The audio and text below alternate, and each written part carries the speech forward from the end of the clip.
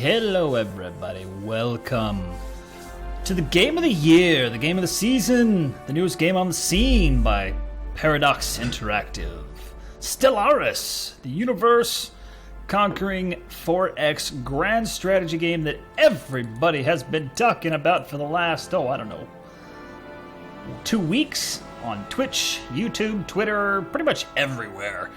If you haven't heard of Stellaris by now, where have you been and why have you not heard about it? You need to get out of your cave and, well, listen up to what people are talking about. This first episode here is going to be the tutorial. Well, not so much the tutorial, but the character. Well, character. I'm not so much if that's adequate, but the race generation, universe generation, and setting up the game initially. Not going to be a lot in it past that, but from what I have seen, Stellaris is kind of an amalgam of a bunch of other games. A little bit of Europa Universalis thrown in, a little bit of Civilization, a little bit of Master of Orion, a little bit of Sword of the Stars, a little bit of what was that one?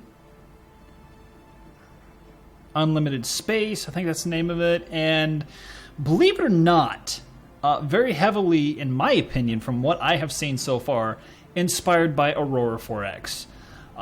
Because Aurora is this massive, massive, grand exploration strategy game without graphics, and Stellaris has that same kind of general feel, just with beautiful interface graphics and UI.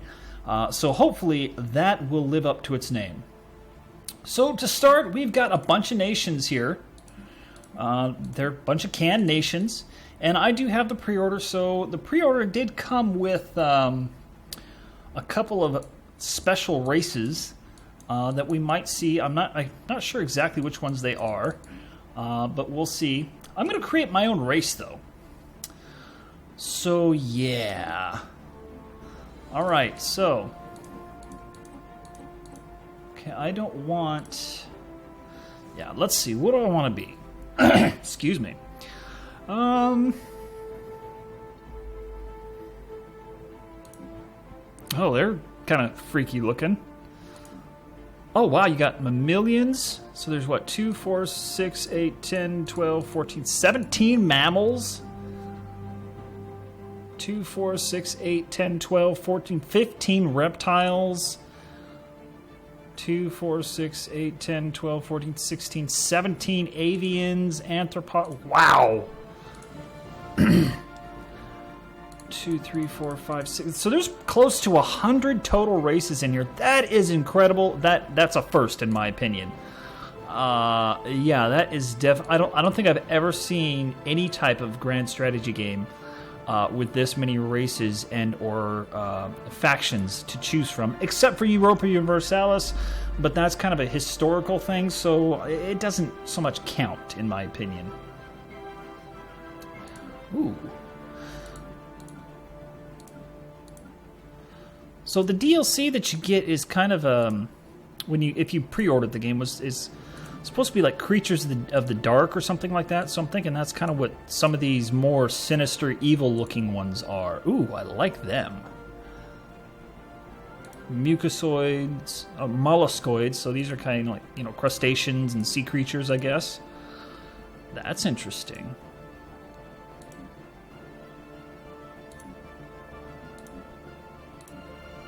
Anthropods, so insects, worms, flies, mantis, lizards, that kind of stuff.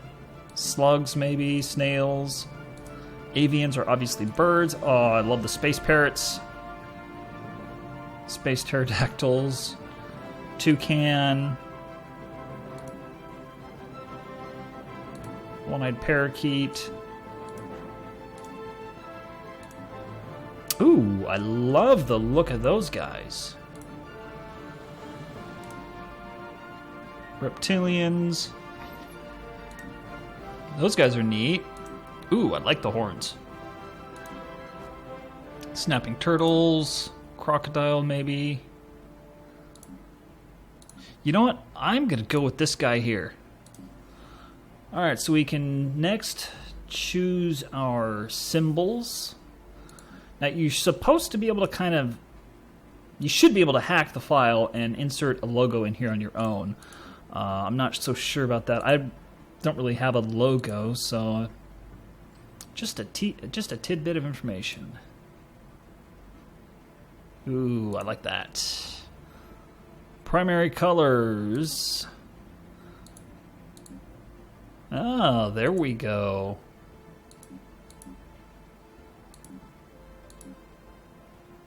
I like that. So primary is going to be purple. It's always purple. Secondary, we will do...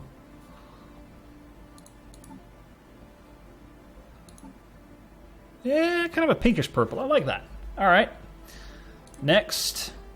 Starting weapons. Projectiles, energy, missiles.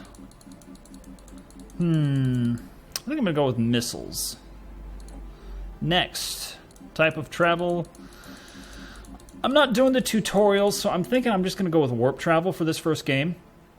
I foresee myself playing this game quite a lot. Whether it's, excuse me, whether it's on here, on stream, or whatever, I do see myself playing this quite a lot. Oh, I completely skipped over things. All right. Boki, quite the unique randomized names. All right. Whoa, no, that's not what I wanted. There we go.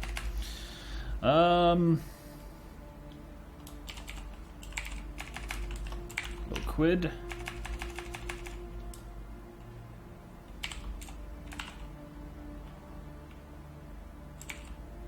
Liquidians.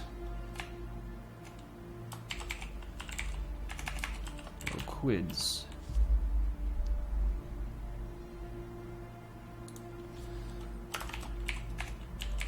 There we go. Loquids Empire. Might as well make it grand, right? All right. Short prefix. Oh, okay.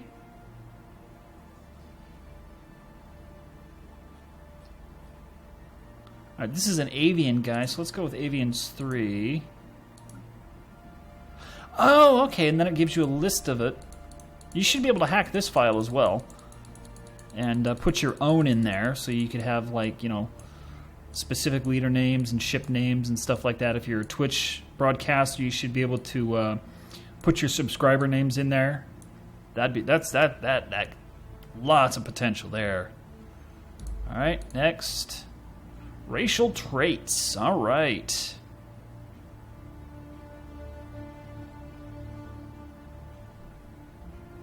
Resilient. So this is kind of the generic, well, I wouldn't say generic, but it's kind of a canned race creation system that has been around since the days of Master of Orion 2 back in the 90s. You have negative points that you have to tick in, which gives you then positive points that you can spend on whatever you want. However, it looks like we can only have a maximum of 4. Yeah. Or wait, can we? Yeah, we can only have a maximum of 4. So let's get rid of those. All right, so agrarian, food, credits, minerals, intellect, engineering output, physics output. Oh, nice. So lots of science, natural engineers, engineering output, natural physicists, physics output, social tech output, extremely adaptive. This one I've seen a couple of people use right so far, and it is very, very strong. That's why it costs 5. When we get to the next, I think it's the next screen. Nope, not the next screen. But when we get to a couple screens later, that'll come into play. Rapid breeders, slow breeders, talented, leader skill levels, quick learners, slow learners, very strong, weak, nomadic, Sedentary, communal, solitary, charismatic, repugnant,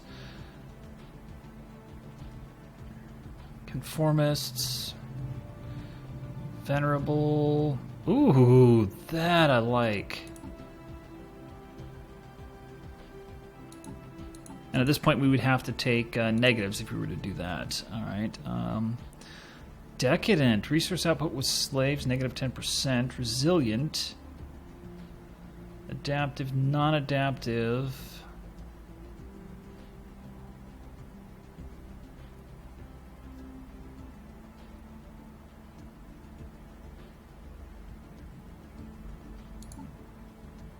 Yeah. So we need to offset it by 3. So let's see here. What do I want to do? Slow. I definitely don't want slow. Well, that's for leader experience, but leader experience is pretty damn important. Army damage, no. I think we can take that. I don't plan on doing a lot of migration and resettlements. Happiness, negative 5. Repugnant. Other species, happiness.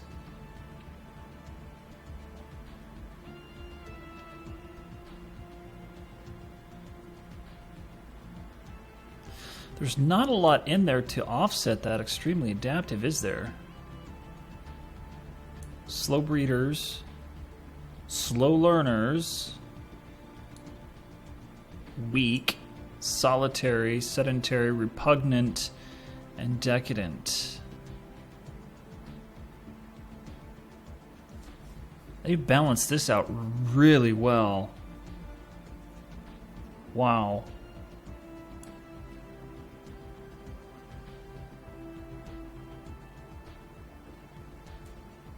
You know, let's get rid of extremely adaptive and just do regular adaptive. Where's regular? Where'd that go? There we go. Regular adaptive. So we have 1 positive left.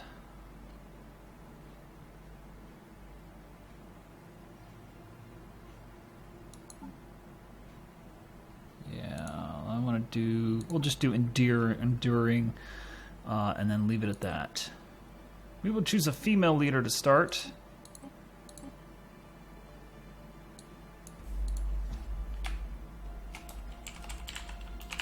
Go with Kalasha. Color variants. Ooh. Nice. Oh, I like that. I do like that. All right. I can do that. Next. Okay, so this is where the adaptive comes into play. Basically, that adaptive says, all right, on continental worlds, the next down will be X amount, and the next one down you will have X amount of compatibility with it. Like, so on continental worlds, we have 100% compatibility. On tropical and ocean worlds, we would have 80% compatibility, and desert and Arctic, we would have 40%. Well, with the adaptive and extremely adaptive, it takes that now to 90 and 50, and then these would be, say, 10 or 20 base, and that would bring them up to a 20 or a 30. So that is a very powerful trait. Tropical.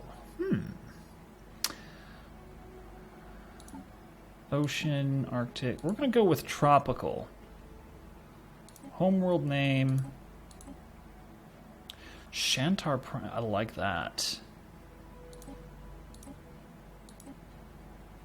We're going to go with a random starting system. We're going to go with avian cities. Might as well stick with the theme there, right? All right, so government and ethics. If you haven't, again, if you have not watched anything about this game, where have you been?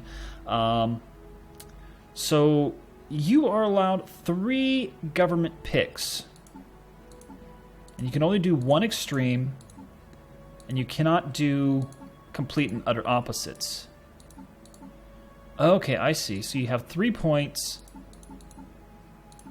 The extremes are 2 points. And the traditionals are single points. Okay, all right, so what do we have here? We got militarist.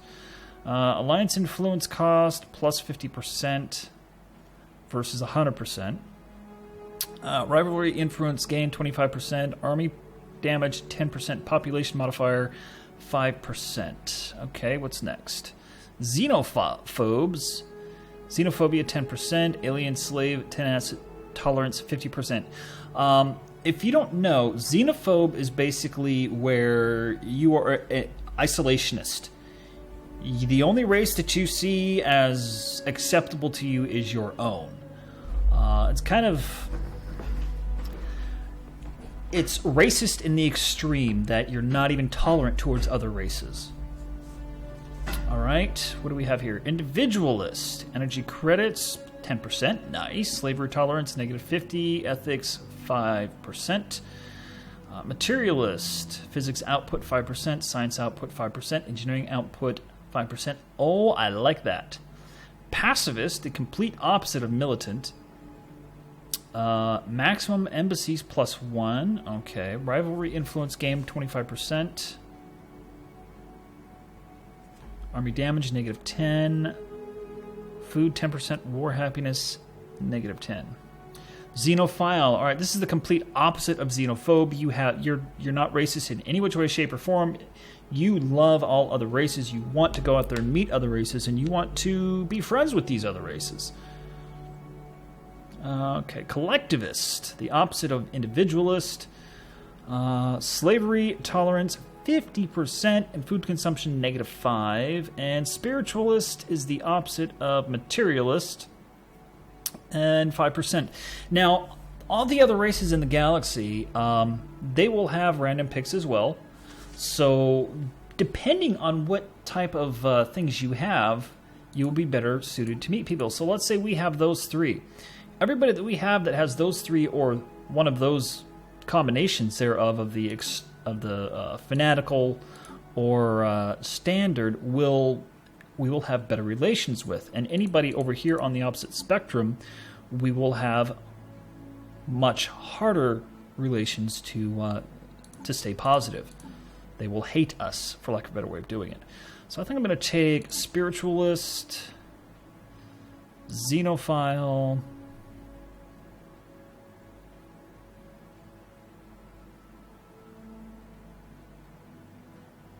and collectivist.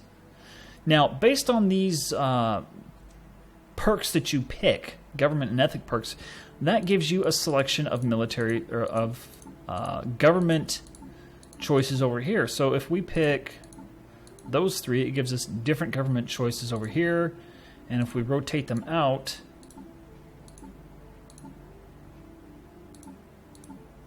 it completely changes the options.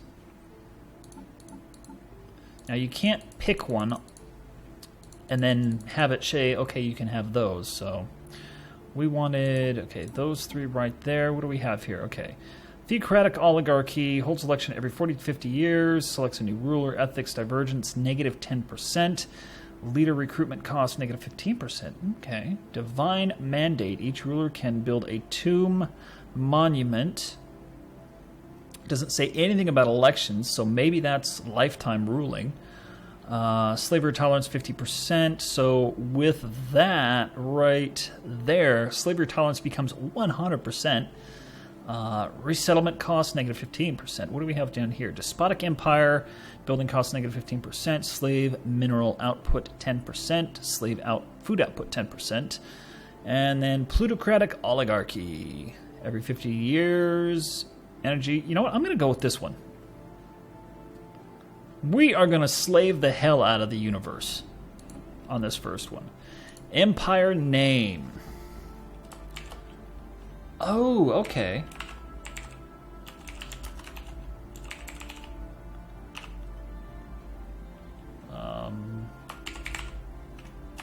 Same thing. Alright, so we need to come back up here, then, to name. So this is the race name.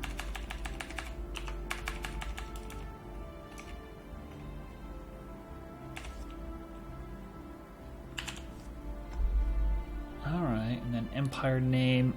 There we go. All right, flag. We've already done that. Weapons, we've already done that. FTL, we've already done that. Ships. Okay, so you have general basic ships that you can pick from, and then later on you get to customize them. So we're just going to go with the... You know what? I've been seeing a lot of people use the avian ships. So I think I'm going to go with the fungoid ships. Try and be a little bit different. So this is our race. We are collectivist, xenophile spiritualists who have a divine mandate. We are sedentary, so our migration time and resettlement costs suck, but we are adaptable and enduring, so we live a long time and we can live pretty much just about anywhere. Alright, so let's save this one. Loquidian Empire, save successfully. Now you can use them in your galaxy. Like if I play as one of the canned races, the race I just created will show up in your game at some point, quite possibly. Now, the more you have, the less chance it is that one of them will show up, but chances are there. All right, so wow, 1,000 stars, 800 stars, 600 stars, 400 stars, or 150 stars. We're gonna go with a medium with 600. Might as well stick with it. Elliptical. Sure. I've seen people been playing on the spiral and the ring, and for the type of travel, of FTL travel you have, these will give you different advantages and disadvantages. I'll go into that a little bit later at some point. AI empires, we can have 20 or 1. We're going to go with, let's say 15. Advanced AI starts 1, difficulty normal, allowed FTL mini. Yeah. Maybe this is throughout the entire galaxy. This controls which method of faster than light travel can be chosen by regular empires. By default, all... Okay, yeah, so if I wanted to restrict the entire universe to warp travel or hyperdrive travel or wormhole travel, I could do so. That's interesting. That is very, very interesting. I like that. So if you were trying to like recreate a science fiction novel or a movie or something that you've watched before, you could do that. Like I'm reading a series right now that is basically the only type of warp travel that they have is wormhole technology. So you could do that. I like that. All right, let's see what we get. All right. And that's going to do it for this episode, folks. I really hope you enjoyed it. If you did, please hit that like button and that subscribe button. Leave a comment down below. What do you think of my race picks? What do you think I got right? What do you think I got wrong? What do you think I will come to regret at a later point in time? Until next time, folks, I really hope you have a fantastic day. Peace out.